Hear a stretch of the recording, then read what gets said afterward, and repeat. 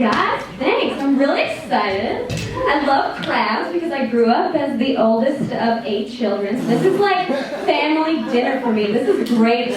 I'm the oldest child of 8. I have 6 younger sisters and a younger brother. Yeah, I already know what you're thinking though because we get it all the time. Like we'll go to the grocery store, like my whole family, and like a random grocery store clerk will like look at my whole family, and then they'll look at my parents, and they'll be like, "Were you trying for a boy?" Yeah, because my brother's the youngest. And every once in a while, my parents, they get this question so much, and it's kind of rude. So they will get fed up with this question, and every once in a while, they'll go to the grocery store. Okay, it's always at the grocery store. And someone will look at my parents, and they'll go, "Were you trying for a boy?"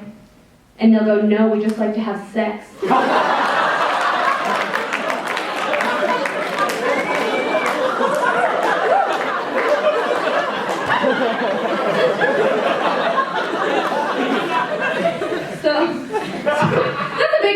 Big families are super fun. I obviously grew up taking care of kids because I'm the oldest. So I learned a lot of ways to deceive children. Kids are so easy to trick. Adults are not that easy. Like if you tell someone that you know something, an adult will expect you to back that up, but kids don't expect that. But adults, like there was this one time that I was driving with my friend. And she mentioned to me that she had never heard the song "Welcome to the Jungle." And I was like, "You heard the song "Welcome to the Jungle"? Come on, like it's Guns N' Roses." She's like, "No, don't know them."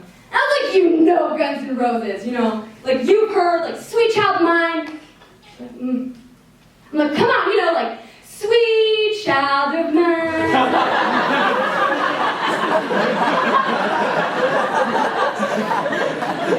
And I just kind of like trailed off like that, and I was like, maybe she won't notice. So we just like sat in silence for about like 5 seconds, and then all of a sudden she was like, "Isn't that Sweet Caroline?" Like what? All of a sudden she was a Guns N' Roses expert?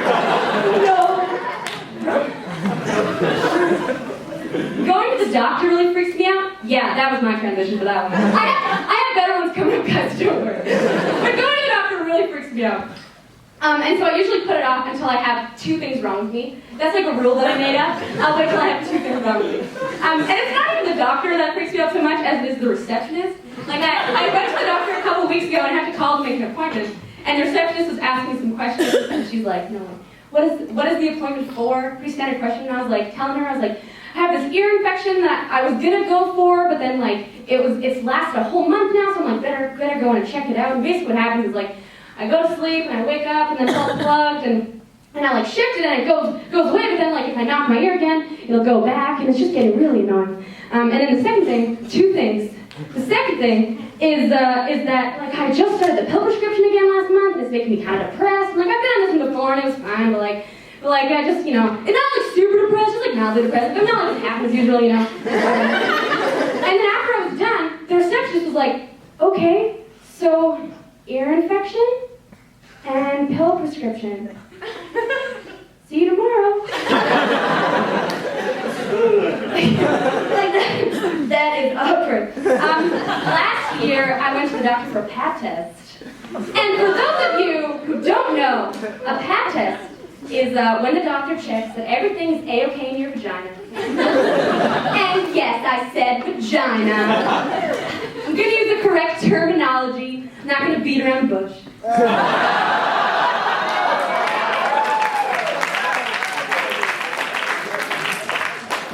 So I put off going as long as possible. Papas are super intimidating experiences. I had one boyfriend in high school, so I'd only ever had sex with like 1-ish people. So I put off going as long as possible, but I finally did go. And like while the doctor was doing my pap, she asked me some questions, and at one point she's like, "Your boyfriend, was he a virgin?" And I'm laying on the table, and the first thing that I think is, "Oh my God, he broke my vagina because he was inexperienced." Oh my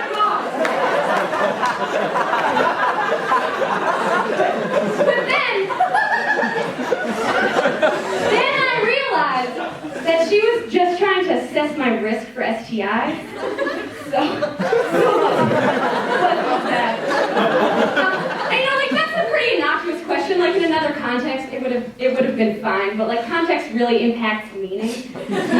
Like when you look at things when you're a kid and you're an adult, it just takes on a whole, you like understand in a completely different way. You know, like when you're an adult, you finally understand how dirty O-Town's lyrics are. Guys, like, they have a song called Liquid Dreams. Okay, I knew all the words when I was like 9 years old. You also, when you grow up, you finally understand why people laugh when someone says Uranus. Like, you're like, oh, okay.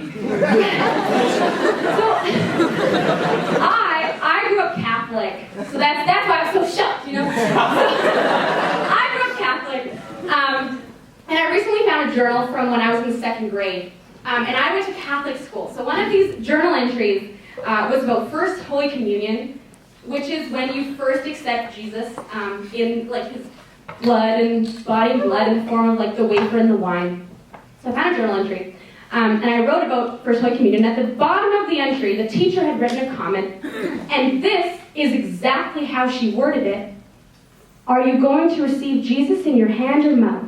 I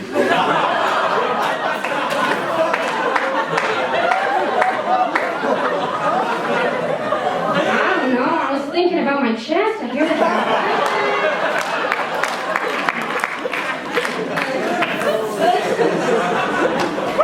You look back and you realize you're a totally different person as a kid than you are as an adult. And as an adult, you know, you have a whole new set of problems. I know that one of my main problems, and one of the things that I'm now really good at, is getting rid of creeps in a bar. I know about this for one simple reason, which is obvious. I'm a woman. And if you ask any woman, she will have so many ways to get rid of creeps in a bar. She'll have the classics, like, you know, you give them a fake number, you tell them you have a boyfriend. But I stumbled across one method that you might not have thought of already. The mime box. I'm going to say that again so you know for sure that you heard me. The mime box. Yeah. So like I actually did this one time. And the benefits of this method are twofold. Because one, you're like building a wall between yourself and the other person. And two, no one wants to hit on someone in a bar doing this.